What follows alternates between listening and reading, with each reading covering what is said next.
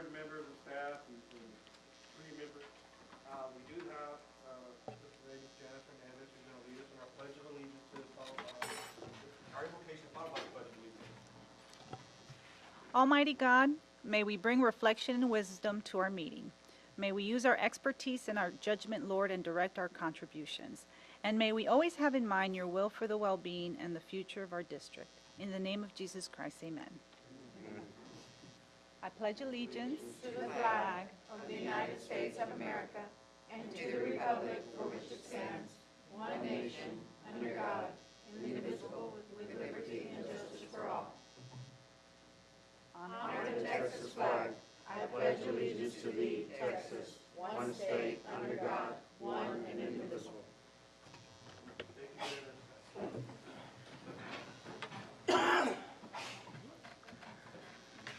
All right, the next thing on the agenda is, I better put my light glasses on. Okay, the appraisers for 2016 and 17. You want to go in order? Yes, sir. Every year we have to get a second appraisal. These are for teachers that are requesting a second eval. They don't agree with the first one, so they ask for a second one. So we're coming to you with two names from C&I that have all their credentials for these second appraisers. That's this are both being uneligible. So at this time we're asking you to approve them to be your second appraisers for this. I so move. I second. Motion's been made and seconded. All those in favor say aye. Aye. Opposed, no. Motion carried. All right, jumping down to items of information, Lightspeed. So I just want to mention this, and then Mr. Garcia is going to take over. We have about 5 items today that we'd like to cover with our trustees. Some of these items we've had conversation about in the past. Some of them we'll kind of be introducing for the first time to have conversation. We're not going to be asking for any decisions today. It's about kind of opening up some dialogue in some cases, presenting some information about some pilot opportunities that we took the direction of the board with. And that first one is going to be the Lightspeed presentation that Jesse has been very much involved with our district, and we met with a gentleman who's going to join us here as well. And we're going to talk about that pilot program and where we can possibly go in the future with it. Good afternoon, board members. Good morning, I'm sorry. Senior staff. I've had the pleasure of working with Mr. Kevin Gagnon from Lightspeed Technologies, and so over the summer, Dr. Verstiff met with Mr. Gagnon, and there was some technology that he had available that we kind of wanted to see what the fit for Southwest might be. So in doing that, we met with Mr. Gagnon, and he kind of took us through some of the options that we might have to use in our school district, and so we were fortunate enough that he set up a pilot with us. And so just so you know a little bit about Lightspeed Technologies, and I'm going to let him speak in just a minute, and he can tell you more, but essentially it provides a way for the audible sound in the classroom to be uniform throughout. And so a lot of times what you'll hear is wherever the teacher is standing is where the majority of the volume in that classroom stands. And although we ask a lot of our teachers to teach with proximity and to move around, to be around those students, when you have kids working in groups, when you have kids kind of parted into 2 sections of the classroom, that can sometimes be a challenge. And so we've got a short video and a little bit for you to watch, and he's got some more information to share with you. But essentially the technology that we're talking about looks like this. And so there's a Red Cat speaker that Lightspeed Technology offers that basically goes into the classroom, and it doesn't necessarily have to be affixed to anything. And it can just sit in the classroom, much like this one is right here that we're going to demo for you in just a minute.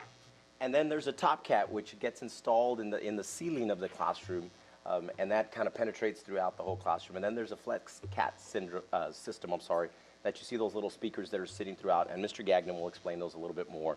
But we started the pilot by having 3 campuses participate. So Spicewood Park Elementary loaned us their 2nd and 5th grade teachers. Sky Harbor lent us a 1st and 3rd grade, and Resnick a 6th and 8th grade. And we wanted to see, is this technology something that we can use in our elementaries, our secondaries? Where would it be the most useful, and what would it look like? So we met with the company, and we were able to get all of the equipment installed by December. The teachers began using it in January, and then we spent the last couple of weeks collecting feedback from the teachers, which we'll share some testimonials from the teachers as well too. So here's a brief video we want to share with you, and I want to make sure we have sound here. We do not. Device is about to make your teeth. This will give you an overview of what we're talking about. This small device is about to make your teaching day a whole lot easier. When you wear a Lightspeed microphone, every child hears every word of yours clearly. And we know that children who listen better learn more. My name is David Solomon with Lightspeed Technologies, and we work with teachers every day to improve the listening and learning environment. In fact, listening is the primary channel for learning for young children, yet their auditory faculties are not fully developed till around the age of 15. The challenge in your schools today is that between kindergarten and third grade, about a third of your kids have some form of mild hearing loss. Now that could either be ear infection, something temporary, it could be a developmental issue that they'll grow out of over time, or it could be something more serious. But in any case, the problem is that the students often are not aware, the teachers are often not aware, yet the problem still exists. So what's the impact? Well, out of these kids with mild hearing loss, about 70% has some academic deficiency by the time they get to 6th grade. The result is deficiencies in some of the basic building blocks of learning. Language acquisition and word recognition are lost. The science of sound tells us there are some speech patterns that are difficult to reject no matter how hard we work at making it louder. So, for example, if I were to use vowels like A, E, I, O, U, I can project them very well. I can use a teacher voice, I can carry that across the classroom. But what about softer consonants like no matter how hard I work, I can't make those louder. And when you look at a classroom with HVAC, computer fans, groups of kids working, chairs scratching the floor, there's a lot of noise for the teacher to project over, and those soft consonants disappear and information is lost. So no matter how loud we try to talk, we can make it audible, but we can't make it more intelligent. Problems with loudness versus intelligibility are not limited to children with mild hearing loss. Young children and English language learners also struggle with language acquisition associated with the lack of intelligibility. Now, you may not notice this because as adults, we have a large library of information, and we can draw on that information to put things together so we have an understanding of what someone's saying. So for example, let's say you're at a conference, there's a speaker, they're not wearing a microphone. You can't hear everything they say, but that's okay. You can fill in the missing blanks, and you can walk away knowing what they were talking about. For young listeners, this isn't the case. They don't have that library, and much of the information that you try to communicate to them is lost. And just making it louder doesn't make it any better. Children need to hear 100% of the spoken word to get all the information. Studies show when students are not engaged with the teacher's voice, on-task time goes down. And what may appear to be an attention problem could be a hearing problem. Teachers who use a Lightspeed mic throughout the day report less redirection, increases in classroom productivity, and fewer special education referrals. When a teacher struggles to be heard, it's not just the students that suffer. 18% of teachers in the U.S. suffer from some form of vocal strain, and many of those teachers try to work through it. It causes fatigue, illness, and in some cases, long-term damage to the vocal cords. With a Lightspeed microphone, you can save your voice. You can speak in a natural tone, and you can be sure that your students will hear every word. Your Lightspeed audio system provides exceptional voice clarity, even distribution of sound throughout the room. And the microphone is lightweight. Many teachers forget they're even wearing it. We want to be an important part of your classroom every day. If you ever have a problem with your mic or any other part of the system, please call us.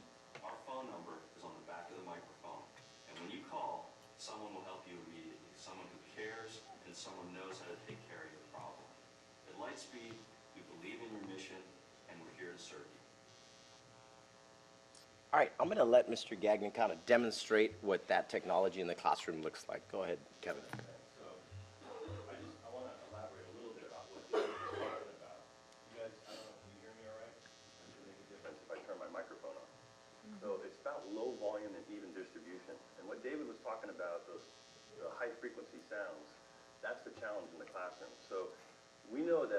teacher has something to say, she pretty much wants every student in the room not just to hear what's being said, but to understand what's being said. In order to do that, we got to get the high frequency sounds, which are really nothing more than the soft consonant sounds, that give words their identification, which young learners need in order to translate that to meaning. So those high frequency sounds without the microphone, they only carry about 10% of the energy of every word, but they carry 90% of the intelligibility of every word. So we know that it's important to get that through the room. We know that teachers are walking through the room, their backs go to the backs of the students at some point. This is what it sounds like for students. They're struggling and struggling. They want to hear. They want to be engaged, and the only way to do it is to make sure they're hearing every sound of every word. As David mentioned, if they miss one sound of a word in a sentence, they could be sitting in the middle of the room going, did he just say house or mouse? What did he say? And they're thinking about it while I'm still talking. 15 sentences later, that little head pops up like, it was house. Oh my gosh, where are we now? Now that student's disengaged, and that happens frequently in the classrooms. So that's, David covered a lot of the science. I just wanted to elaborate a little bit on that. The other thing we're doing, we piloted this. The nice thing about this system is we used to do radio frequency back in the 90s. Lightspeed's been doing this since 1990. And what happened was there was a lot of crossover, a lot of interference going on. So we developed infrared, and it used to be light. You were transmitting your voice via light. And it was finding a sensor, and it was going down to the receiver and putting it out to the speakers. In recent years, we saw a trend happening, new teaching models coming out, which forced us to really think, how do we facilitate these new models? So we came out with this new technology we call Access. It's a DEC technology. This microphone is paired to this system, and it's paired to these pods that you guys have around your desk. So I could have tens of thousands of these near each other, and they're not going to cross over, bleed over, or anything. So that's the nice thing about it. So what we evaluated was the speaker itself. What they put in the classrooms are the ones that go up in the ceiling. This is our portable. You can take it outside. You can get it with a battery. My thought on that is not the greatest thing outside because it's about low volume, even distribution. It's not a squawk box or megaphone. I put some information on your desk. If you look at the last page on that thick folder, something David didn't talk about. This is about the technology of the flat panel speaker. If you look at the speaker on the wall over there, that whole panel, that whole front side of it, that is the speaker. A cone speaker, which is what you guys have up here, what happens with a cone speaker is it's that little tweeter in the middle that distributes the high frequency sounds. The problem is it's so small, it just beams straight ahead. It doesn't spread out. So we thought, well, we need to get the intelligibility of speech out there. How do we do that? So we started developing the flat panel technology.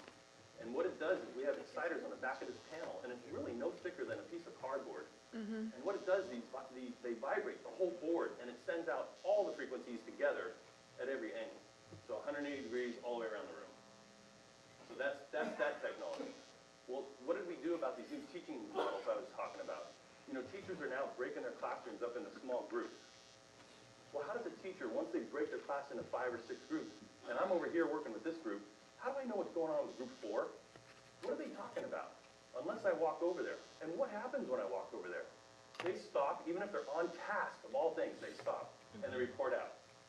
So with the pods, what we did is we now have an earbud, and I have a remote. And I can click around the room. Look at my first guinea pig. And you guys, I can have it muted, and you don't know that I'm listening to you. You guys hear me? Yeah, and I can have it muted, and I can be listening. And what I gain from that is some insight that teachers have never had before. What are my students really thinking? What are they knowing? Are they collaborating? Who's collaborating? You know what? I always thought it was Johnny in group 4 that knew everything. Because every time I walked up, he would tell me everything they were talking about. But now that I'm on the other side of the room listening to group 4, I'm finding out it's Susie. Susie's the smart one. Johnny doesn't know nothing. He's just copying and telling me. That's invaluable information. So the insight with these pods is, I have curriculum people that are going, oh my gosh, this is the holy grail. This is, because they're really doing a lot of small groups. You guys are moving in that direction. The nice thing is what we're talking about today is starting with just sound field reinforcement, the whole classroom, like I'm doing right now. These systems are all scalable. A year, 2 years, 3 years from now, if you have certain teachers that are really doing a lot of small groups and they need to facilitate it, it can be added on. So it's a very scalable system. So, yeah, you guys, any questions about this stuff? It's amazing. It's 30 years of research that proves when you add classroom amplification, sound field reinforcement, academic scores just automatically go up because students are engaged. The genesis of it was we used to have these little desktop ones for students that had IEPs, and it would sit on the desk here, a little speaker, and what we found was not only that student, but every student seated around that student, their test scores started going up. Why? Because they were all leaning in and listening. They could hear what the teacher was saying. So that's the genesis of it, yeah. Can you, again, go speak in the corner without it on and then with it on? Yeah, you bet. So if I'm over here talking, I'll calm down because I get excited when I start talking. So this is my normal conversational tone, and I'll keep talking. And teachers tell us, that they can now have more energy because they're not having to project their voice. They're not having to yell. They're just having a conversation. I mean, imagine having a conversation with 25 students. You're not projecting. Teachers have more energy at the end of the day. They're more relaxed during the day. What's the big deal? When they're relaxed, students are relaxed. When students are relaxed, their brains are wide open. They're not tensed up like, oh my God, what's going to happen next? So they're more into it. I had one teacher, one time, I was going to a school I was working with. I was walking across the playground to go talk to the principal. This teacher comes running across the playground up to me. She goes, I love it, I love it. I'm like, okay, that's great. I'm glad you love it. She goes, you don't understand. I'm like, well, explain it to me. She goes, I'm getting 20 minutes of instruction time every day. And I'm like, what, 20 minutes? She goes, yeah, 20 minutes, because I'm not repeating myself all day long. They're tracking right along with me. So it's a great benefit for the teachers. What I like about that video is it explains to teachers it's not for you. It's not about you. You do benefit, but it's all about them. They're young learners. They need to hear.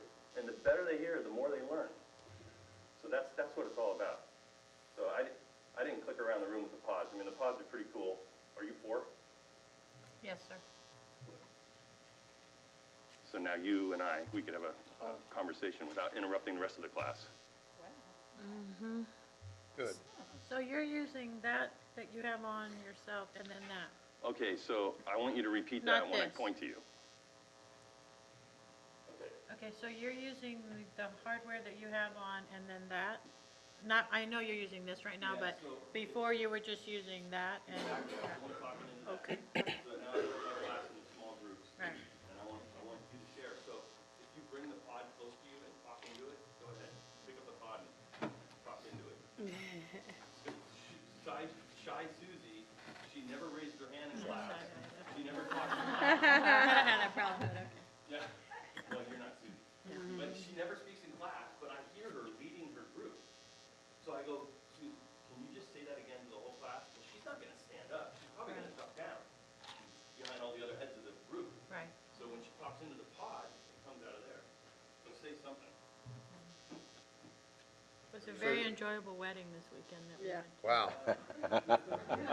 Amazing. Yeah, that's awesome. All right, that's cool. Thank you. Let me show you guys, we have a testimonial from one of the teachers that we asked to kind of try this out for us, to pilot the equipment. Miss Sines over at Spicewood Park Elementary is in this video, and she actually had the FlexCat with the pods in her classroom, and she's going to tell you a little bit about what that experience was like. When they turned What this, did she keep calling the microphone? Just so right? It But came you have up to turn it on. earlier. It came Speaker. She kept calling it a speaker, yes. But it is a microphone. It's microphone, yes, sorry. She was nervous. She was nervous. It was her first time on video.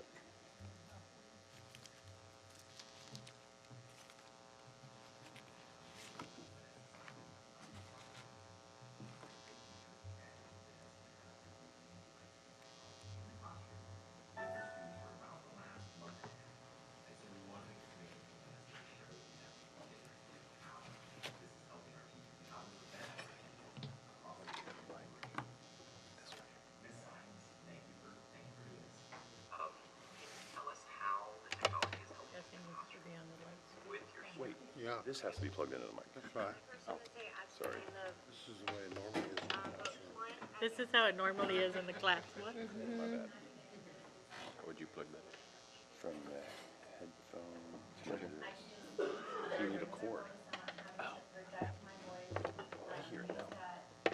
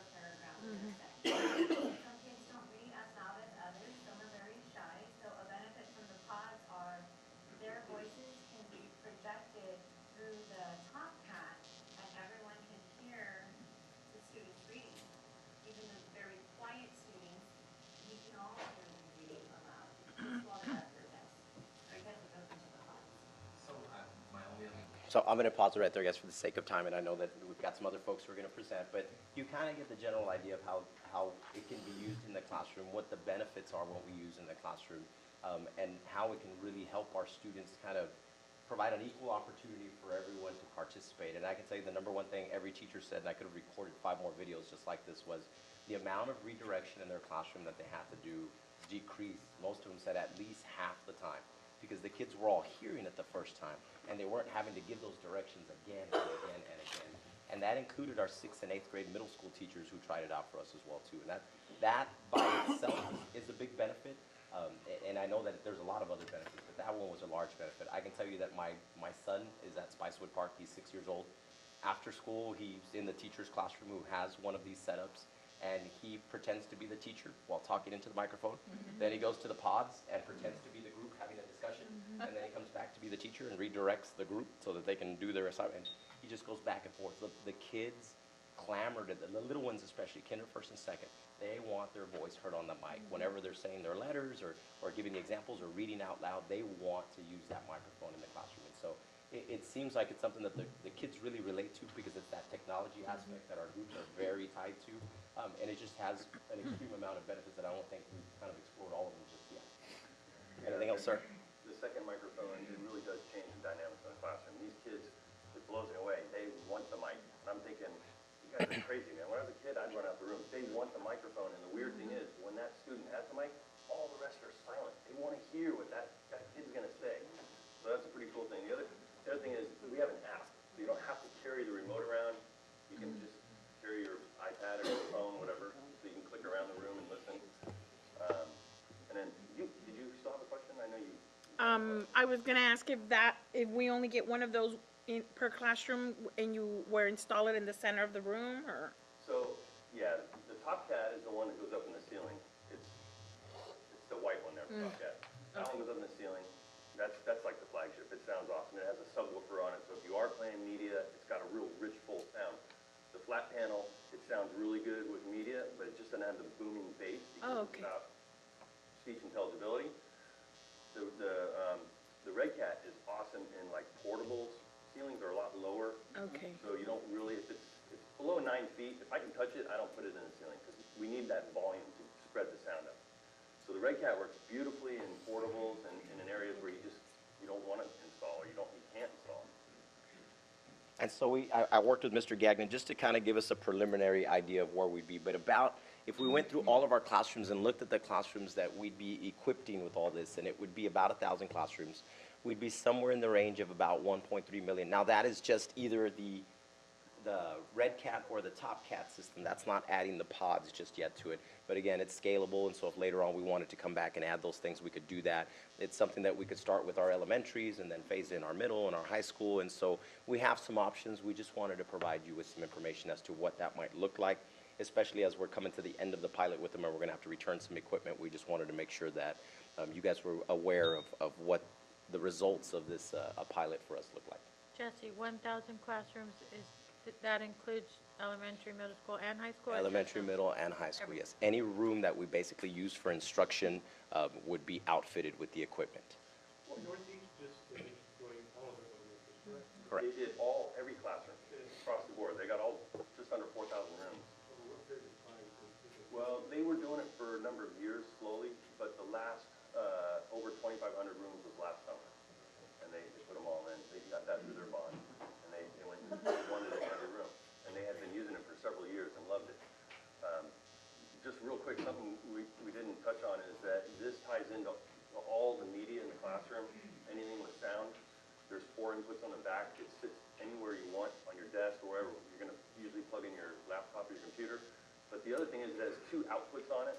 The media connector has 2 outputs on it. One would be used for students who have personal FM systems. They come in, they usually hand the teacher a microphone. The teacher can plug that microphone into the media connector at their desk and just keep wearing this mic. It'll transmit directly to that student's ear, personal FM. The other output can be used for if you're doing any lesson capture and you want to, record a lesson. And it's nice because it's as clear as this. It's not like a microphone across the room and you hear all the extra noise while the teacher's talking. It's this clear. So there's some great things to the media connector that we were talking about comes with it. So our goal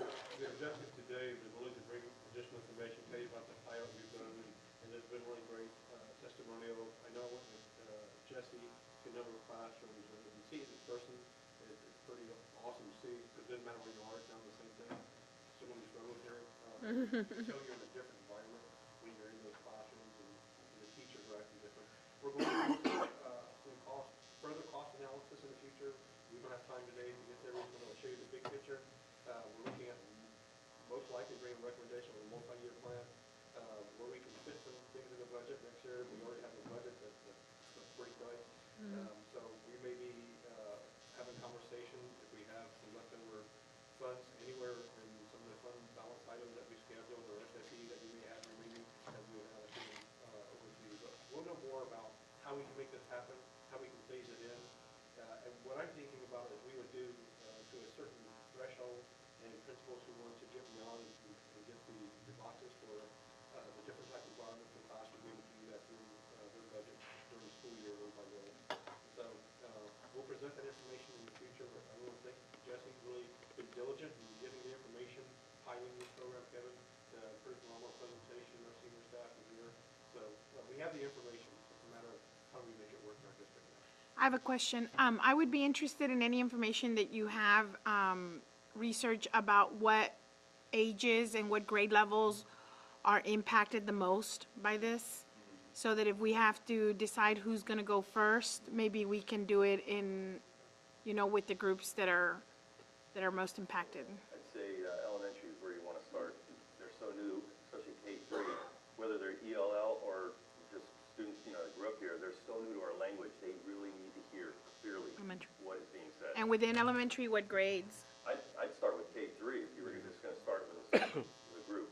Makes sense. And especially with our literacy initiative that we're doing through Right. CNI, that would be the group Absolutely. that we would target. Okay. You said that over time, we begin to fill in the blanks as we get older and we hear more. That's correct. And so where they really need it is in the very young years, Big time. so that they can begin to hear the words and fill in the blanks quicker, so to speak, as they get older. Can I get one of these from my wife? She does. So that you can listen better. He needs one so he can listen better. She doesn't hear what I say. She doesn't hear what I say, Yeah, David said in the video that the hearing is developing all the way up to age 16. That and the fact that they don't have that database, that library, and the mastery of the language that we have and life experiences, they don't have the cues to pull from. So it is all the way up to age 15, it's important. They need it. Well, I think there's maybe and I'm sorry I missed the first part, you might have discussed this, but there's certainly a relationship between a child who has language difficulties, speaking difficulties, because they don't hear well. Both ESL, just regular kids can't, English-speaking kids. Right. And we may or may not be picking those problems up in the younger grades. And so, a lot of times kids will it's kind of like, I go school. They can't get Right. some of the Right. the words in there, and maybe that they're not hearing them. And they themselves don't realize it. That's Yeah. the problem. They don't realize it, and the teacher doesn't realize it. I do want to just share one thing about my sister teaches at Northeast at Reagan, and they put this system in her. She does the special needs, the older kids that have already, they're like the 18 through 21s.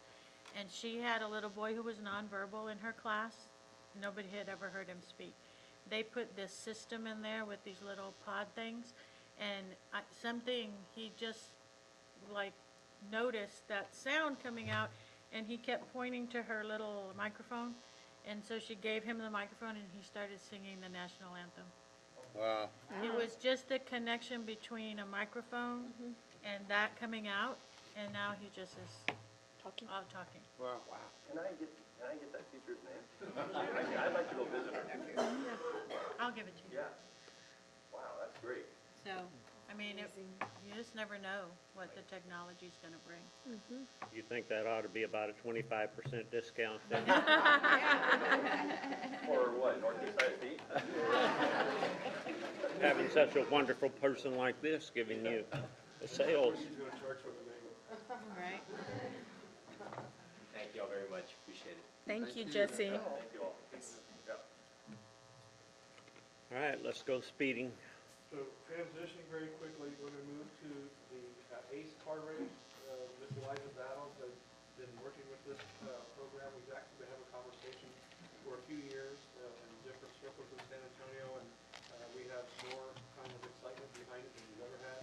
And so all of our excitement is kind of going towards a May 19th car race with a March 22nd rollout kickoff event at Toyota. So I'm going to let Eliza kind of explain where we are with this, what work we still have remaining, and we'd like to invite our board to, if at all possible, to be at the inaugural car race. As you know, we've been involved in this, and our kids have to go to Pensacola, Dallas, and Detroit, and we're becoming kind of a manufacturing center here through San Antonio. We want our kids to do it in their own backyard, so we're going to start with the local car race. We're going to move it to the city, to the state, and then hopefully national car race. Wow. So this is the updated logo. We're waiting for final approval from Toyota. They sent us their logo this morning. We had a great conversation with them yesterday regarding the logistics of the race. Our role in the race is to just be the leaders of the race. We will not be participating in the race because we've done it before, but Bob and the group have been hosting the teachers, hosting kids coming out. Sponsors have been calling, okay, is it okay for us to bring our teams these days so we can come and meet with your kids? So we are really taking the role of being the leaders of this and the mentors for the sponsors, plus the kids that are participating in the other school districts. These are the participating school districts for this year. Of course, Toyota has bought the kit cars for all these school districts, funded stipends, that kind of thing. It's all being funneled through Brandon, so he's doing an amazing job with that.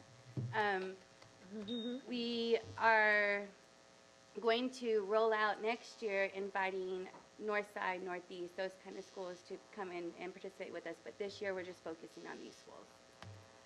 This is the invite. We are still waiting for Toyota to say okay to that logo before we print these and send them out.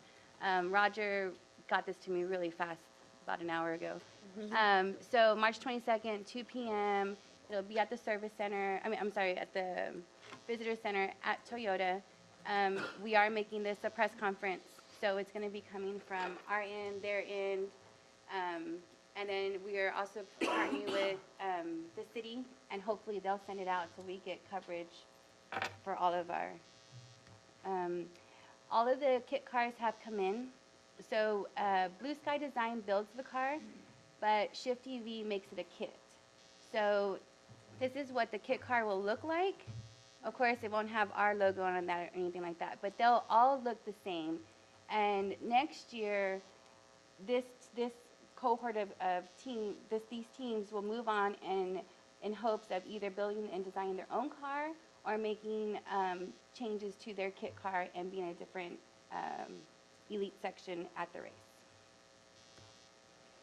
This is the raceway that we're going to have. It does, doesn't it? We took some aerial video of the track, and I went ahead and just took two pictures. I mean, I screenshotted a bunch, but the main thing is we are going to be holding everything inside of the raceway. We're not going to worry about the outside, and probably the parking will be here, so we'll come in through this side. I haven't gotten with Thomas on this fully yet, but the other thing is this is going to be the main piece that we're going to focus on. The winner circle's right here. We'll probably put a stage over here. And then this is the pit area for each car. So each school will bring their own canopy, hopefully with their district logo on it, that kind of thing, set up here. And then press conference, everything will be done in this area. Who owns that property now? It's still the Friesenhans. So you need us all to come out with our lawnmowers or what? Maybe. Weed eaters, lawnmowers. Everything. I mean, hey, we could bring our work gloves, And and we have a good plan. Dr. Byram has a bunch of equipment. We're actually in conversation with the county. They would like to be part of this. And Oh, great. seeing if their contribution would be to really get some. It's going to take more than a lawnmower. I know, but lots of hands with weed eaters and. It'd probably end up that way. rakes finishing and- touches. We're gonna ask for volunteers to kind of go out and make it game day ready. So we've come up with a list, and I just put two pieces that I think are the most important on the list.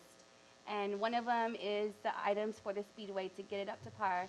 The reason why these are yellow is because if we don't use the bleachers, then we don't really need to touch this right here, which is it's going to be probably a big cost as well. Over here are the items that we will be using to conduct the race. So we have things for the lunches, the volunteers, PR stuff. We have a bunch of stuff that we're just line iteming, so that way we could know exactly what we need to do to make the race possible. And then, of course, these are our sponsors that we have currently, and we're still working with CPS and the city and the county that we hope to add to this. Electricity on site, so we're working with CPS, to try to see if they have some apparatus that we can use that provide electricity out there in the day. We would have to bring in some restroom facilities that are unavailable on the site. So we have a plan for all these things, and then we have to come together within 9 weeks. But I think the main thing is really preparing the track, which seems to be going to be a pretty ball bath of water, but I think it can be done. And I think once we put some banners and put some light around it, that it could serve. The idea moving forward is long-term conversation with the county to potentially purchase that as kind of a laboratory for all the ISDs to do these types of events in the future. And so we think that once we get some excitement around there, that'll be more of a received conversation than just bring it up right now. When y'all look into getting the bathrooms, could y'all get the better ones that are like on a trailer? I did. Oh, good, because those porta I potties. did. And they're going to have water and electricity in them. And Good, awesome. we got this. Any other questions for me on that? Absolutely. Can you pass this to that man from Lightspeed? That's my sister's name. All right, Rosemont Apartments.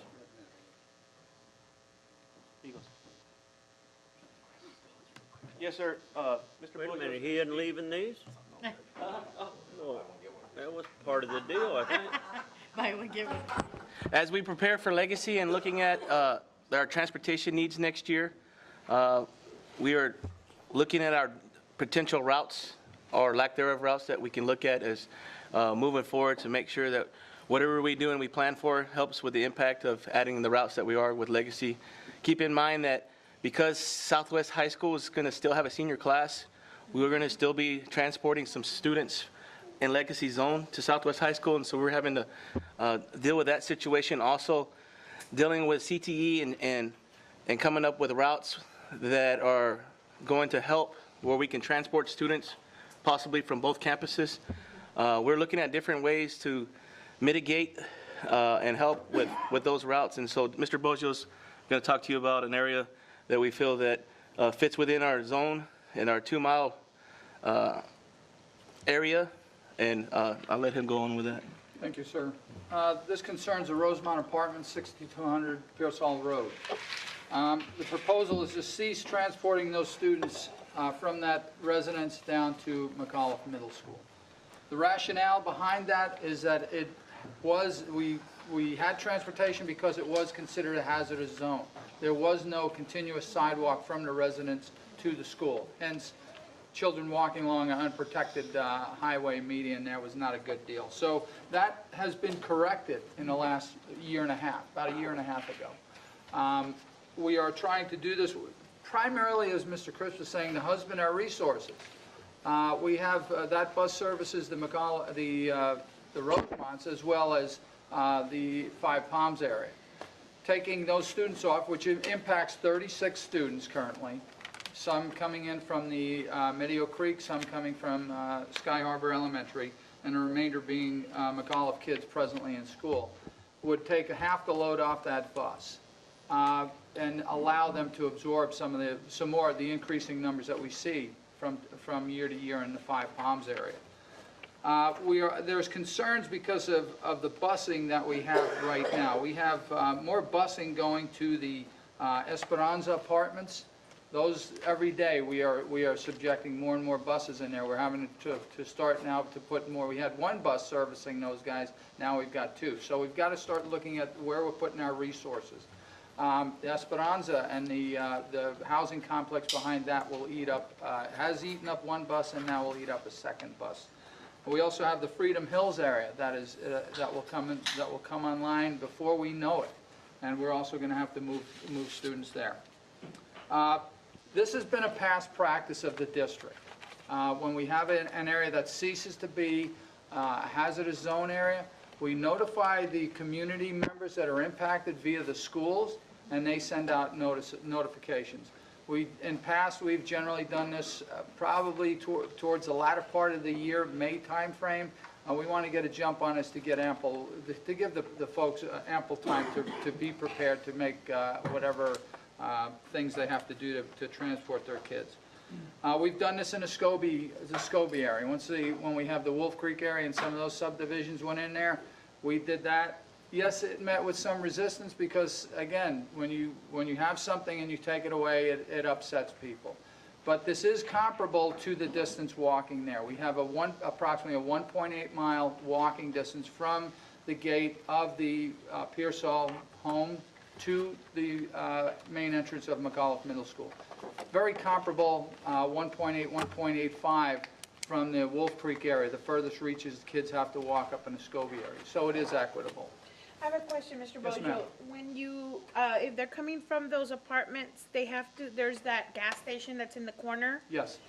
So the sidewalk is continuous, but they still have to get across those big driveways. Yes, ma'am. Correct. And that gas station's real busy in the mornings. There's cars coming in and out, so they have to negotiate that. It's, I think, two driveways, one on Oh, you got the Pearsall and one on McDonald's. the Yeah, you access. have the McDonald's, Correct. yeah, and you have the gas station, correct. No. They're not There's going no to, they're- crosswalks going across Pearsall. they don't have to cross any roads. They have to cross some driveways with some potential high-traffic areas like the McDonald's and we currently have students that walk that. I mean, they do walk that. I mean, not everybody takes the bus. Well, yeah. What happened to the railroad business of coming in from the backside? That I have no knowledge of that. I mean, I've heard it's spoken about, but nothing, to my knowledge, has been investigated on Years that. ago, we looked to maybe buying a lot there to make that work. I don't know what this has been 10, 12 years ago, whatever it is, but Yeah, they had, I don't know whether anybody's looked into it since then or not.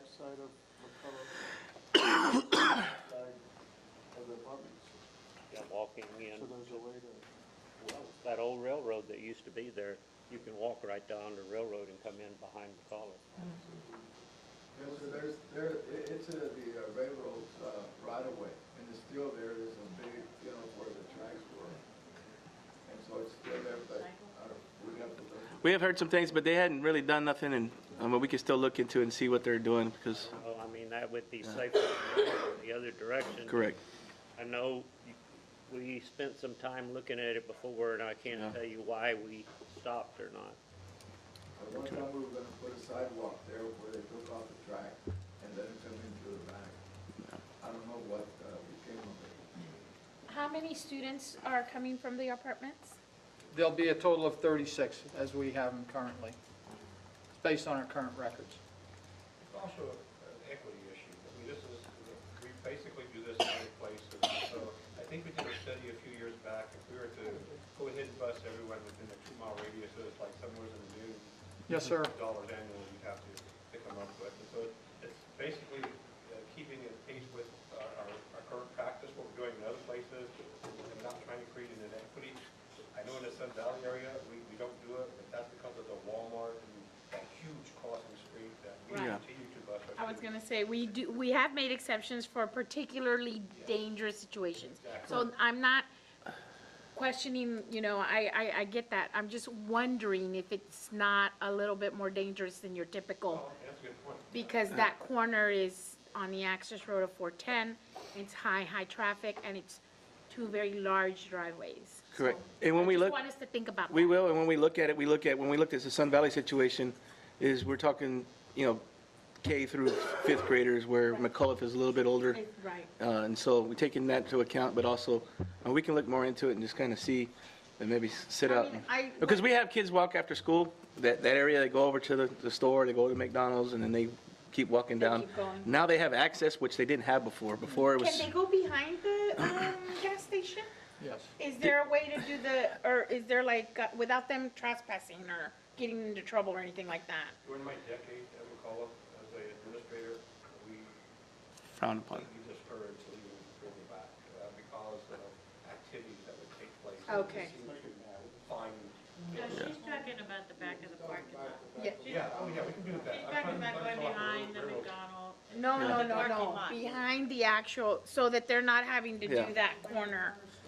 But I don't know if there's sidewalk there, if there's pavement. There's a grass, back road that kind of goes behind the store to the McDonald's, and they can go that way, but, it's just. It's just private property? Correct. I guess as a parent, if you tell your kid to stay on the sidewalk or go around, if you don't have a problem with it, Okay, well, I mean, I just want to be cognizant of all that. correct. We could have our police out there monitoring, right? We can have them come check. Initially, Yes, see, okay, yeah, this is a problem. Correct. See how they're gonna do, right? Think of, correct. just- Even Mr. Bozo and his staff can go over there and make sure that what we're doing, if it's a good practice or not. Yeah. What about hiring like a crossing guard?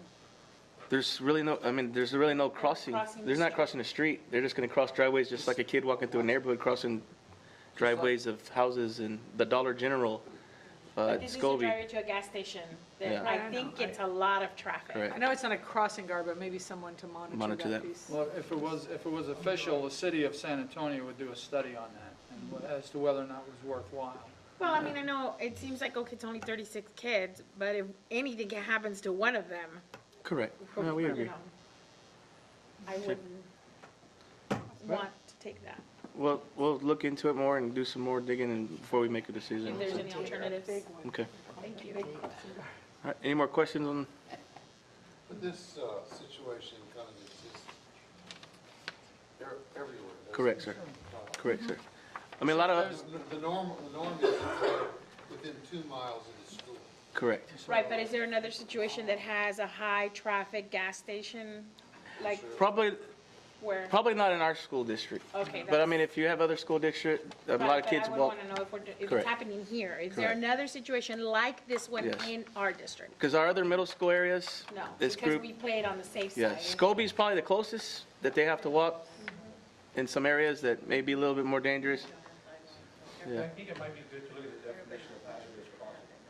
What Yeah. constitutes a hazardous crossing? There's no. Yeah, we have that definition. We can bring that and share with the board. Because they really define what we can look at. Correct. Determine that. Correct. Might- would definitely Yeah. impact that. Thank you. All right. Thank you, sir. Thank you, ladies and gentlemen. Thank you. All right, Academy. So we have Mr. Pettis here who will present today, along with Ms. Wagner. I did not see her. Welcome. Who's taking care of the campus? Right. To present kind of on looking at Southwest Academy, and we've asked them to do some research on similar programs that exist across the city of San Antonio, so that we could kind of present on the students of Southwest Academy. I will also probably chime in to offer some baseline data about similar profiles of students that exist currently at Southwest High School, so that as we're reviewing this program, that we try to make best decisions for our kids in the district. So I'm going to go ahead and turn it over to JJ. I mean, Mr. Pettis. I'm trying to get into our system here.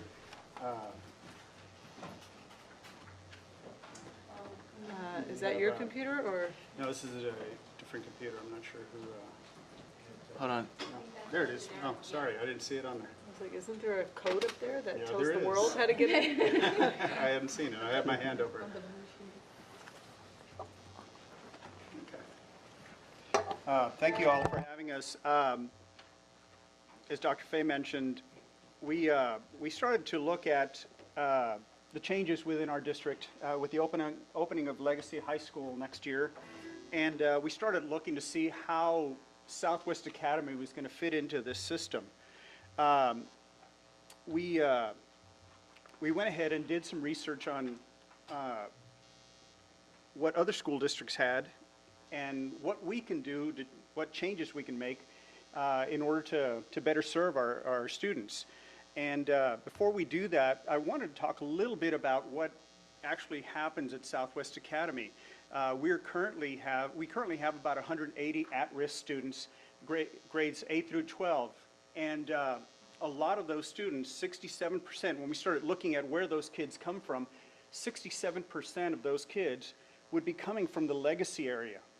And so that's something that we started researching and trying to figure out how we can keep those kids in a different campus and not have them impact or have a huge impact on Legacy, because we are under the Alternative Education Accountability System, which means that when the state looks at our campus accountability, it is different than how they're going to look at Legacy and Southwest High School. Okay, and so Ms. Wagner does have some information about our campus. So when we're planning, guys, of course, we want to go over our current campus and the information that we have. So we currently service 8th through 12th graders at this time. We have about 5 8th graders right now. Those numbers have shrunk from what they've been in the past. Any 8th grader who's currently going to turn 16 within the school year is recommended to us and sent over to us from the junior highs. We feel it's a more appropriate placement, obviously, for them to be with us when they get to that age. And our work with them really focuses around trying to get them some high school credits within their 8th grade year to keep them from becoming eventually that dropout issue when they get to high school. So we really focus on trying to get them caught up in that 8th grade year, get them some high school credits under their belt. Our 9th grade demographics, one of the interesting parts on that, we do have 36 9th graders right now. 35 of them are repeating at least their freshman year. That one other student was actually coming in as a 16-year-old from another district, so he was already behind. But all of them are repeating. Did put the EOC information up there because it is important when we start to plan for our students to know where they are with those things because of interventions that would need to take place with them. Our structure has to reflect that need for interventions and how we're going to focus on those with those kiddos and get them up to the level they need to be at. So currently that's what we had our students come in with where they're at. And you can see with the freshman numbers there, some of them have even taken English too because they're that far behind on credits. 10th grade and 11th grade, a little more evenly matched. Again, I did include the EOC numbers there at the bottom just for y'all's information. It helps us when we know what we need to do intervention-wise for them. Because, and I know Mr. Pettis is going to talk a little bit about some of the schools that he researched. A lot of the ones who just go Edgenuity, who go straight computer, they have requirements for those schools before they ever get into them. They had to have passed all their EOCs. They have to have these things in place. We don't have those requirements for those students. We feel it's more necessary to help those ones that are struggling get those interventions for them so we can look at graduation for them. And then our 12th graders, we currently have 40. 10 are in their 5th year of high school. We have 20, actually that number is now 26. So in the last couple of weeks, we graduated 6 more. So we actually have 26 graduates for this school year up to this point. And then I did include the EOC information. You'll notice it's a lot smaller for this group. But I know we do have 3 tax students still holding on there that we're trying to get out the door. So that's what we look like currently. 90% of our campus is identified at risk. We do have a few who are not identified. The majority of those students, what you will notice that when they aren't identified at risk, the reason that they end up at our campus, a lot of them are on a 504 plan. That's not necessarily identified in your at-risk categories because they've been identified with some kind of an emotional disorder that does not allow them to be in that bigger campus. And not that it doesn't allow them to, they're not comfortable there, they don't want to be there. They're your kids that end up going homeschool when you don't have that smaller environment for them. And they do well. They don't necessarily need as much of the intervention and the support from us in that realm, but they do much better on the smaller campus than they do in the larger environment. Okay. And then I just did a summary of the special populations that we currently have. Okay. I think the next item on the agenda is the reading initiative. So we do have some concerns, obviously, with the Lexile. We find that kids with a certain Lexile score are better able to perform not only on their English tests, but also on their biology, their algebra, their U.S. history. We need to get those Lexile levels up. And as we've brought in Achieve 3000 and Read 180 and these programs into our district over the past couple of years, we found that you need to at least have that 1,000 to say, okay, solidly this kid is going to be able to pass this English 1 EOC. They are where they need to be. So at the beginning of the year, we Lexile every single one of our students to find out where they're at. And you'll notice where they started up there. So our average was 920 as a campus. Our average Lexile score was a 920. 28 students scored below a 700, which means they're reading below 4th grade level and they're at the high school at this time. 40 students scored between a 700 to 900, so they're almost there, but we got a little more work to do with them. About 19 were 900 to 1,000, and about 55 were above 1,000, and that was at the beginning of the year.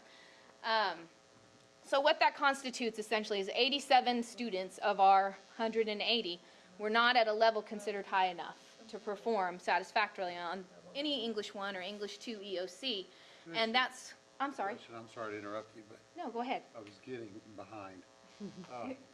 And I was getting caught up on Lexile. Yes. Or Lexile score. I'm not sure what that is. Okay, so let's go back a little bit, sorry. So when we give them a Lexile score, that determines basically their... Standardized test. No, it's more of a, they put words into sentences, it tests your vocabulary level, and it's a combined score that we get. So... It actually tells you, it's kind of like a reading level. In the past, we've talked about they read on grade 1 reading level, and this is more associated with career fields and their ability to perform well at the next level. So a student that reads at a 1300 Lexile is actually ready to go to college, and they're prepared to read that kind of text. Okay. Whereas a student coming into the 9th grade center, if they have a 700, that's not necessarily associated with a 7th grade reading level.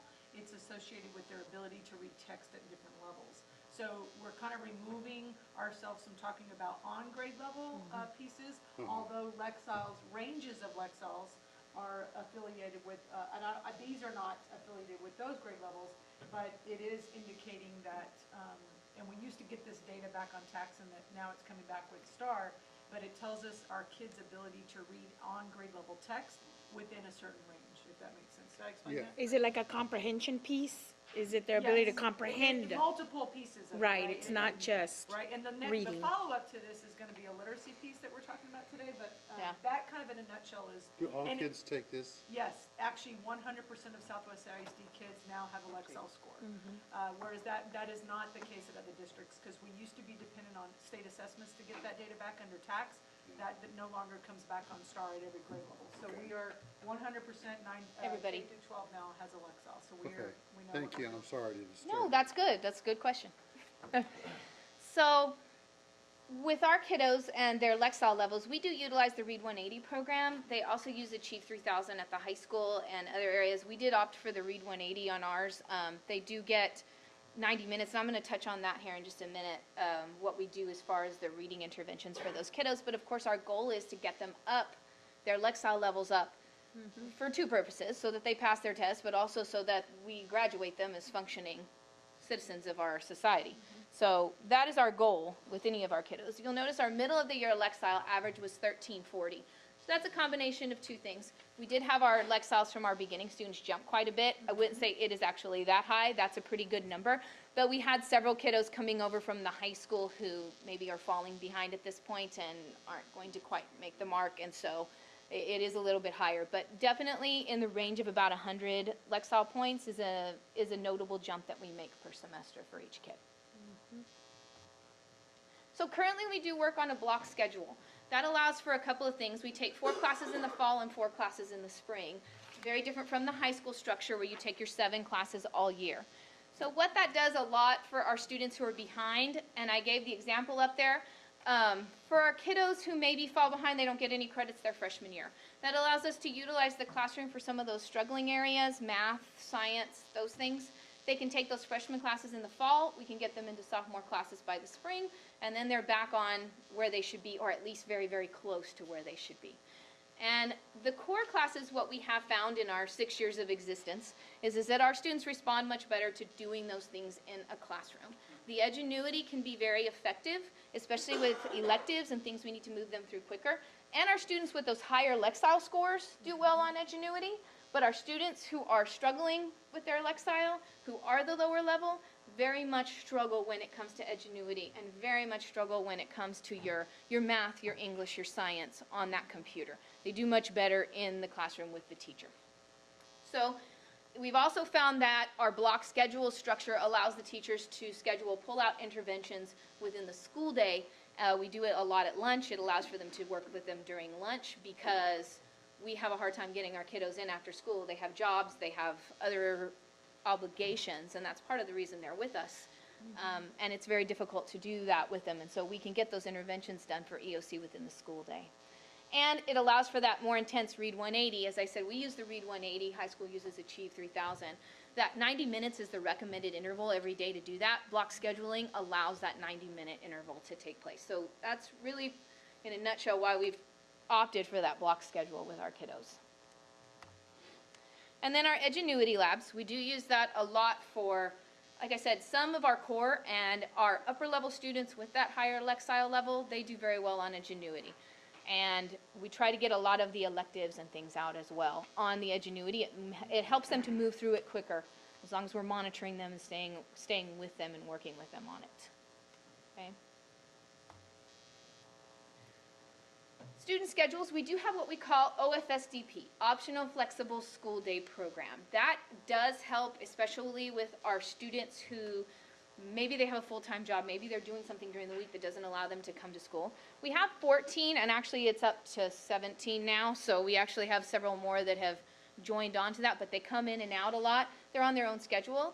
We do require them to come in 10 hours a week, so we can monitor them, but they can work from home on that with Edgenuity. What we found to be most successful with those students, though, these are not our students that are a freshman with 3 credits and they're 18 years old, because they have too much work to do to get them there.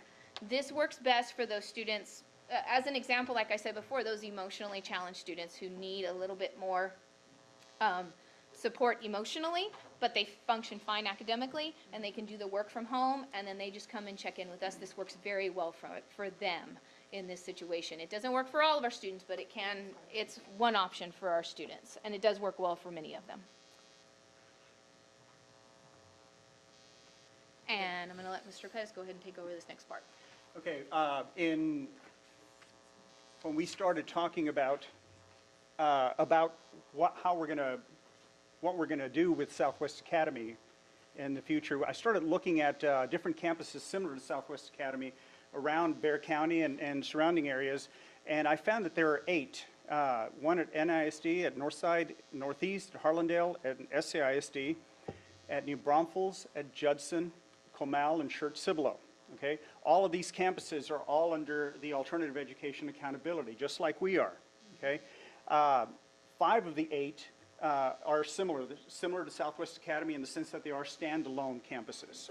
Okay, the others, and I'm going to be talking about these. Excel Academy at Northside is actually a school within a school. It is in Holmes High School. It has 6 teachers, 1 special education coordinator, 1 administrator, and a counselor. And the students are required to be there either 4 or 5 hours per day, depending on their grade level. Work is done independently via GradPoint, which is their online curriculum. And students, in order to get there, must be 17 years old, have 17 credits, and have passed all their EOC exams, which, heck, if I could do that, I'd take those guys all day, every day, because we can get them across the line pretty quick. Excel Academy also, students who qualify for free and reduced lunch, they eat at Holmes High School. There is no transportation provided for them. Students graduate under the foundation plan, which is a 22 credit plan, but some do graduate with recommended or the distinguished plan, which is 26 credits, and they have to meet certain criteria with regards to AP and honors courses. And if they are going to graduate recommended or distinguished, they have to take care of those requirements prior to enrolling at Chavez Excel.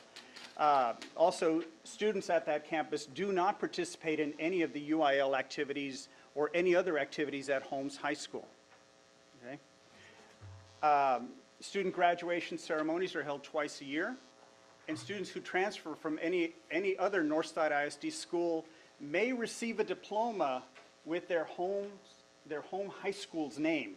So for example, if a student from Warren transfers to Excel and completes with Excel, their diploma could say Warren High School. In PEAMS and what's reported to the state, they are graduates of Excel Academy, but their diploma can have the name of whatever their home school is. Okay? Comal Academy is different. Comal Academy has, Comal ISD has 3 high schools, 3 comprehensive high schools, and what they do is they have satellite campuses. They basically have 1 counselor and 1 teacher at that campus, at each one of those campuses, and there's 1 administrator who also oversees the DAEP for Comal ISD, oversee those satellite campuses. Okay, all the students earn credits via Edgenuity, just like we do, but that's all they do.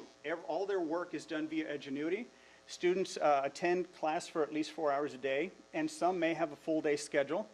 And again, there are some requirements for them to enroll. They have to have passed their algebra, biology, and either English 1 or English 2 EOCs, and they have to have it's about 12 credits, almost 12 credits in order to be considered for Comal.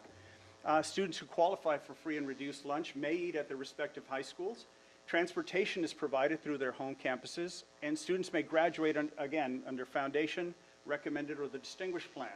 Students may not participate, again, in UIL activities at any of those campuses. Okay? Graduation ceremonies are held only for the Comal Academy, and students are not allowed to participate in graduation ceremonies at their home campuses, and their diplomas do say Comal Academy. Okay? And then we have Frank DeHeth Academy, which demographically is more similar to the students that we have here at Southwest Academy. It is a standalone middle and high school. Again, 8th grade through 12th grade. They do have 2 administrators, 2 counselors, a social worker, 26 teachers, 2 special ed teachers, and 4 paraprofessionals. So they got quite a crew working there with their students. They earn credits, again, independently on Plato. They do have their algebra, English 1, English 2 are offered as 36-week year-long courses with teachers, but all the rest of it is done via Plato. Students must be 14 and be 1 year behind for the middle school, and at least 16 and 1 year behind to enroll at the high school. Okay? Transportation is provided by their school district. They have their own cafeteria, just like we do, and they must graduate under the Foundation Plan, but some do graduate under the Recommended Plan, and again, they do not participate in any UIL activities. The ceremonies are held for Frank DeHeth Academy, and students are not allowed to participate in any other graduation ceremonies at any other campuses. And the diplomas they receive do say Frank DeHeth Academy. Okay. One of the things I found significant in talking to the principal of DeHeth Academy is his words to me were, if a kid is in our campus for more than 2 years, that's too long.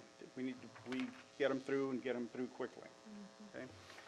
Some of the advantages of having a split campus, because I know part of the discussion that we had was the possibility of maybe housing Southwest Academy at 2 different campuses. Well, some of those advantages are the ability to share the facilities and resources, the possibility of having students participate in activities at the campuses, and of course the lower cost of maintaining and operating the campus.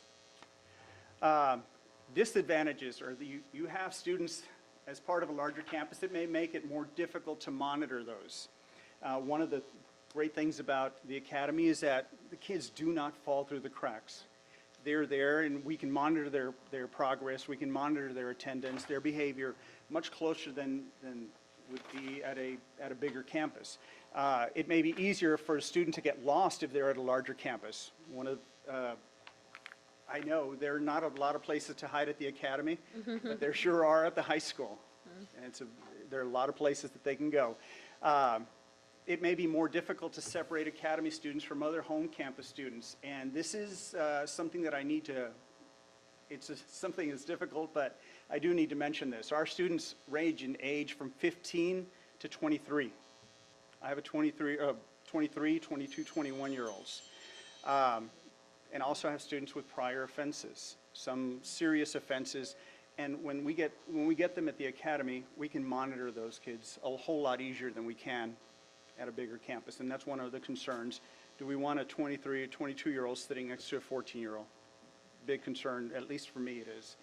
And many of the academy students find it difficult to be in a larger environment. Okay? I know our time is up here, but there is some information. We decided to do a survey and get some student input regarding what the students feel and what the parents feel about the academy, and these are some of their results. Graduation ceremonies, would you like to be part of a bigger campus, or would you like to keep it at the academy? 27% said academy only. 35 said they would like to be part of a bigger campus, and 38 said it doesn't matter. Student input, again, how do you feel it's more successful being a campus apart from Southwest High School? 78% said yes, we do. 9% said no, and 13% said it doesn't matter. Class size, we do have much smaller class sizes than you would at the high school.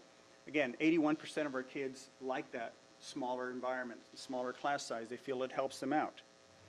And the block schedule, they like the block schedule. 79% of our kids like it, and a lot of them say it's not a rush job. They get more information, they can digest it easier and better. And again, good communication from the school to the parents, to the students with regards to progress. Would you recommend this campus to other students? 88% of our kids said yes. And we asked the same thing of parents with regards to the graduation. Parents, 35% said they would like to keep it as academy. 38 said they would like to participate in a bigger form, and 27% it doesn't matter. About success for their child, 90% said yes, that it does help them. Smaller class size, 93% feel that it does help their children. Good communication, 93% said yes. I like this one. Would you recommend this campus to other parents for their children? 99% said yes, and I like the bottom part there. One parent said that they would not recommend our campus to anyone else because then too many people would come. So that is what we have. There's some samples of the survey in your packet for you guys to review. And thank you guys for your time. Appreciate it. Thank you. If I can, and I know we're out of time, but I just would like to address a couple things. I lived at the high school and the high school principal chair for quite a few years, and certainly support the idea behind the Southwest Academy and what it can do for kids. But I wanted to keep in mind that there are probably as many, if not more, kids that sit at Southwest High School that have the same profile. And I pulled the data on that, and so I'm going to share that with you a little bit today, is that we have 503 students who sit at Southwest High School currently that have the exact same profile of a student that goes to Southwest Academy. The cost that we spend per pupil on the Southwest Academy is roughly about $9,840. The cost that we spend on Southwest High School students, and consequently Legacy High School when we move them, is about $6,195. So the cost it's pretty substantial. And one of the things that I think we need to remember is that Southwest High School's grad rate has improved over 3.5 percentage points since 2012. And they're dealing with mass numbers of kids who fit the same profile of the type of student that goes to Southwest Academy. And so one of the things we wanted to do is investigate what will be best options for our kids as we look to expand and create smaller campuses, high school campuses, because that was one of the initial reasons why kids start falling through the cracks.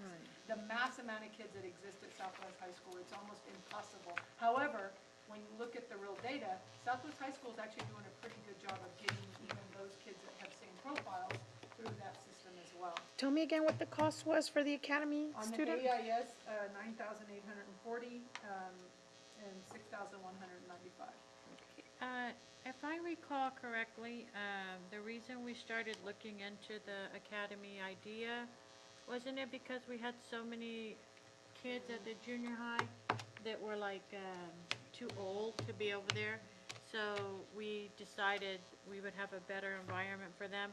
So that is not addressed at the high school level, right? I mean, we can't send our 15-year-old 8th graders to Southwest High School Or can we? Because We I mean, can. I know that we had that So problem. originally, when we first started a program at that location, it was called the Oasis Program. Mhm. It Right. was not Southwest Academy. No, okay? I know, but I'm just saying, we did it to address Over it. having 15-year-old eighth graders in with our 14-year-olds. And let me respond to that, because what we've been able to do over time, and you're exactly right, is that didn't start in middle school. That started because of the frequency of retention of the students' experience in elementary. Yes. And so we've been able to go back and kind of look at things and do interventions in 504 to get students so that we don't have that same type of environment today that we did when we started.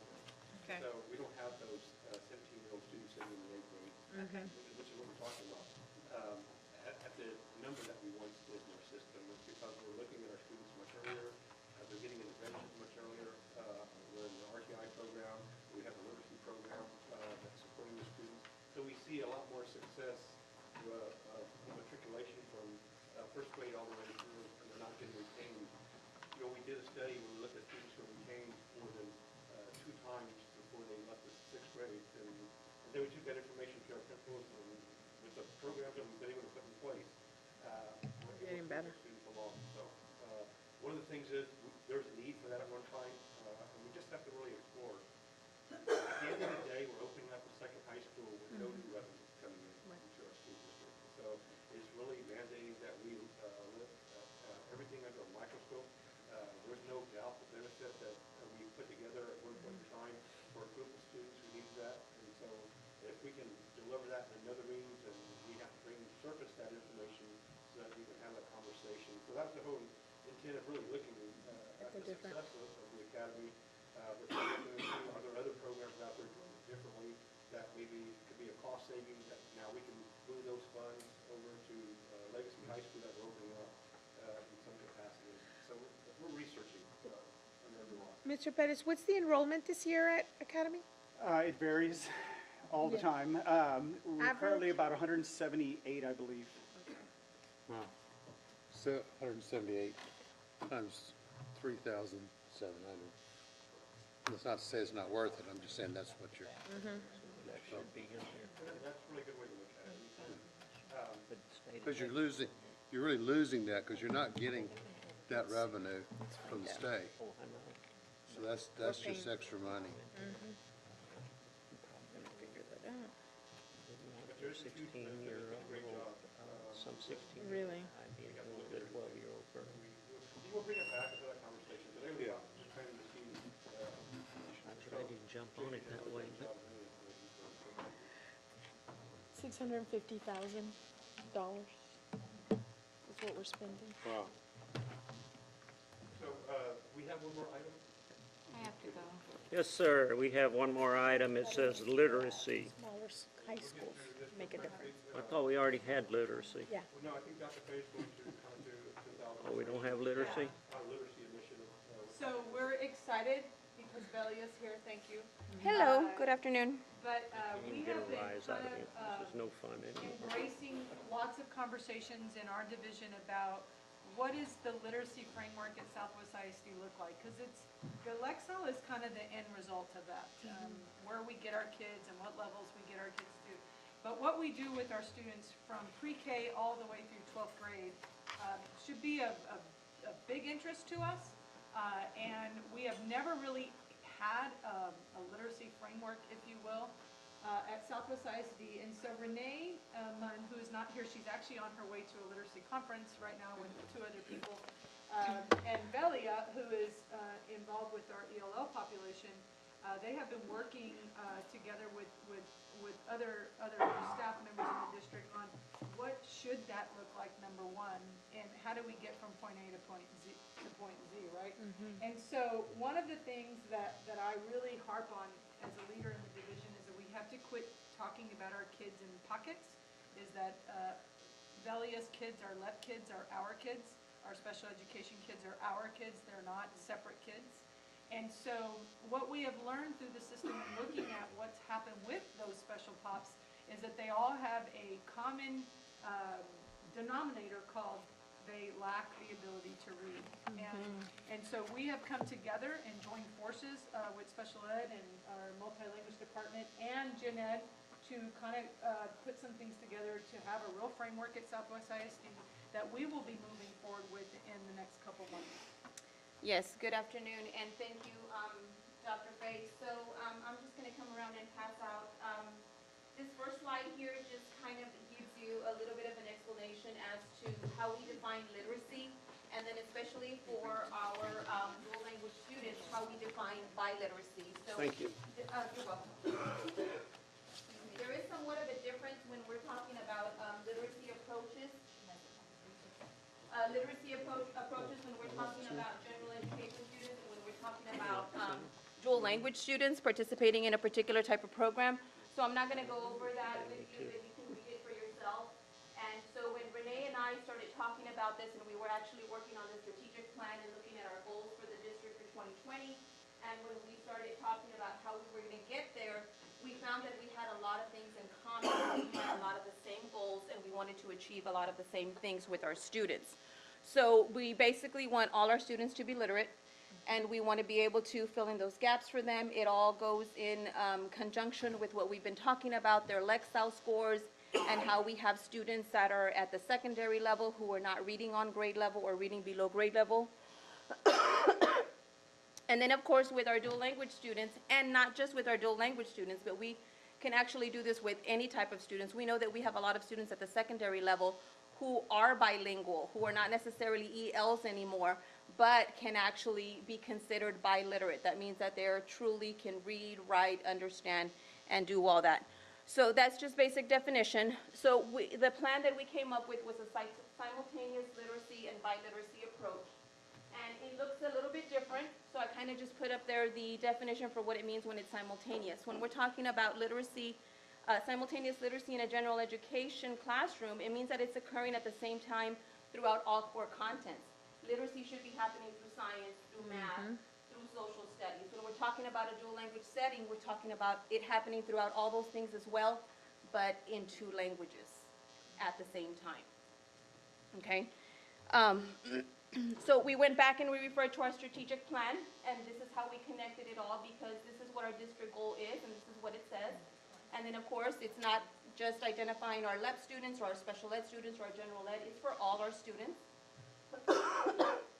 We put our strategic action 1.1, what we wanted to go ahead and work on, and then what our annual priority was going to be for 16, 17, 17, 18, and then going on forward. So pretty much what we've come up with so far is this plan here, which is what you have a copy of. And we also looked at a lot of other different districts. We went ahead and did a lot of collaborating with a lot of other people.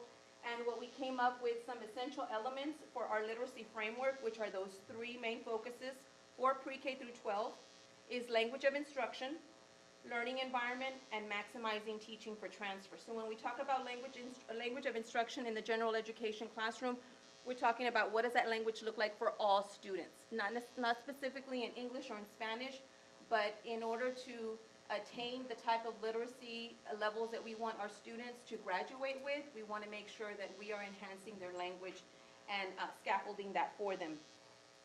What you'll notice on there are the red specific outlines. Those are specific just to dual language programs, but everything else pretty much fits for all students. So we also talk about our learning environment. What is that going to look like from pre-K through 12 when we talk about enhancing these literacy opportunities for our students? And then what is that maximizing teaching for transfer going to look like at the elementary level, middle school level, and secondary level? So those will be our next steps to making sure that we map that out and then that we plan for that as we're moving forward with our strategic planning and our goals. So I thank you very much, and when I get really excited about this, I didn't really think that I would get excited about things like this when I'm coaching basketball and coaching track and field, but I think this is a big ticket item for our system moving forward, is that if we can approach it with, and engage our staff into a framework instead of just saying you have to differentiate instruction, you have to do small group, is that we're all doing those things in the framework of literacy. And I applaud Velia and Renee and Will and the team for putting a lot of work into this. But as we move forward, we're gonna have to look at what's happening, somewhat pre-K through 5th grade, because we have some teachers who really are not reading teachers, and we need all of our teachers at those levels to be that, whether they teach math or not, right? So we talk about that simultaneous focus. And so we're looking at kind of available staff to try to make some changes in our elementary system, because we really need to have staff that can work with K-1-2 teachers specifically on becoming reading experts.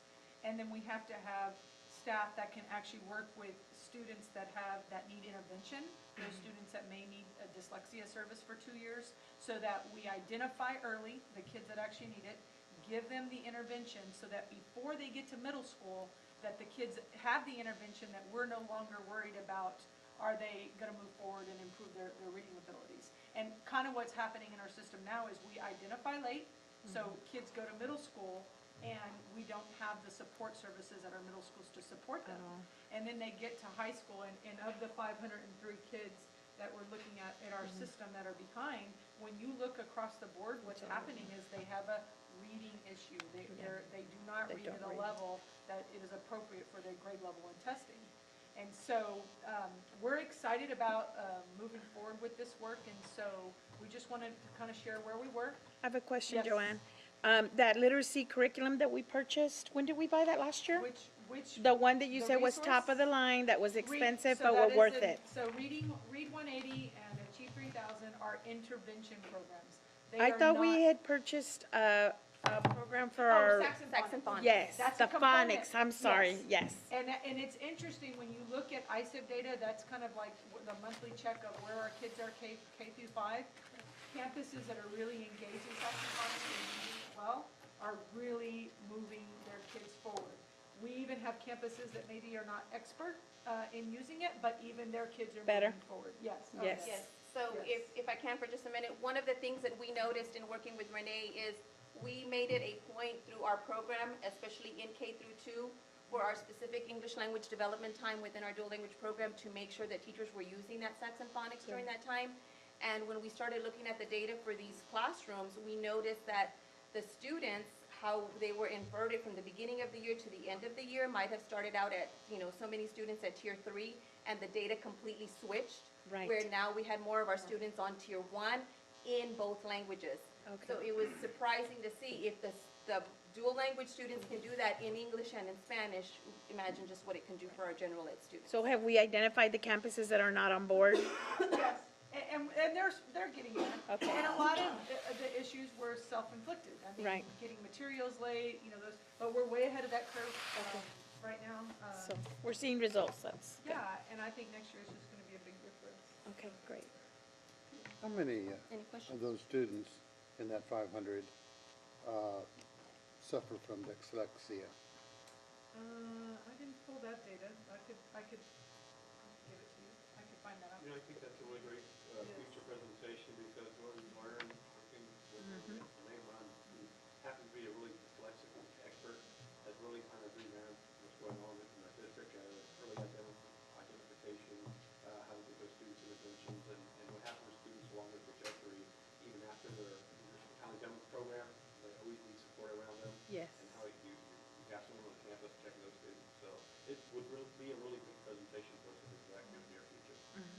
And just also to share, and I get really excited about it, so I apologize, is what currently is happening in our principals meetings is we're actually getting them to really kind of dig into students. We're taking case studies of groups of kids so that they can see the common denominators that exist of a 9th grade student or a 10th grade student who is in a situation where maybe they're an ELL, maybe they're a special ed, maybe they're a gen ed, but they're not passing state exams. And the common denominator last week in our principals meeting, and we're doing another one tomorrow with special education, was students in our EL program have reading problems in their own language. And so we have this deficiency in our system that we want to address, and I'm excited about the work, because I think that this could change the world for our kids. Right. So. And so the ultimate goal is that, like Dr. Verstev did say, we do plan on bringing back the information as to how many of those students are dyslexic, how many of them are receiving dyslexia services, and also looking to see what our numbers are for students at the secondary level who are enrolled in reading support classes. Because with a literacy framework in place now and with identified goals and that scaffolding throughout the years, we should be able to see a decrease to where we don't have such long-term ELLs, to where we don't need so many reading support classes, and that we're actually able to exit students from the dyslexia program. And Because you're attacking it in the classroom. Yes. It's instead of outside the classroom. Got it. Good, thank you. Thank you. Sir, one more thing has to be. You have a few things. I figured. Want to remind the board about a special luncheon taking place this Thursday with the family.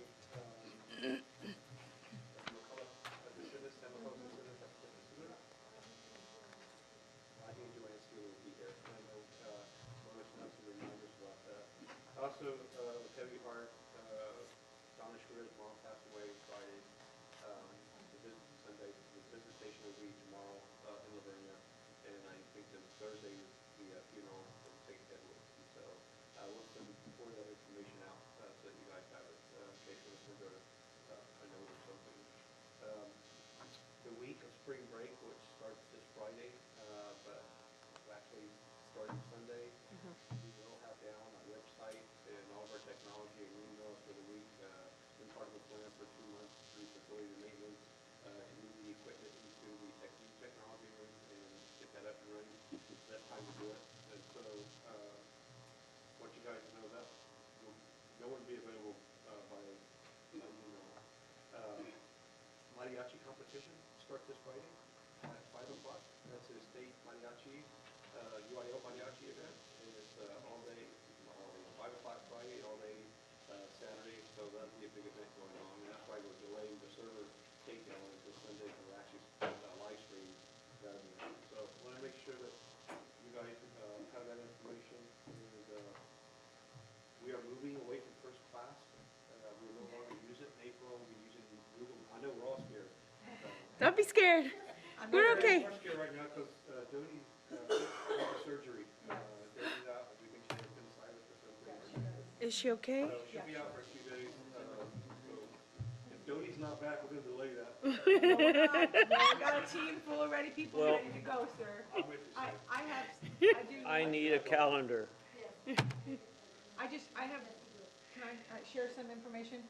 So, we are moving forward with, the Upward Bound grant with University of Incarnate Word. It would be $1 million over the course of 4 years. We're targeting, not even our top 50% students in middle school, but it would be below that, specifically with some interest in our EL population. So Rick, Dr. Gonzalez has been phenomenal. He's pretty much writing the grant, and we're just kind of, Saying that's thank awesome. you. That's a really good thing. We also have been selected by University of Texas to be part of the GERET grant process, and that's really exciting. We just got that news a couple of days ago. And then we have Lori Vanderwaal, who's actually working on about a $250,000 literacy grant to run over the summers through the San Antonio Education Foundation, through our Education Foundation. So I just wanted to kind of let y'all know all those things were out there in case y'all started hearing things about that. So we're Nice. excited about it. Money, money, money. Brandon likes me now. Does anybody have anything? Is there anything from what you guys heard today you'd like us to gather more and go just touch down a little bit down, like bring back some overage data where our students are sitting to bring that back to you? Is there anything else you can think of that you'd like us to bring back based on anything you heard today? More pricing on light speed? Right. Different combinations of the cost, right? Anybody else? We're adjourned at 1:13.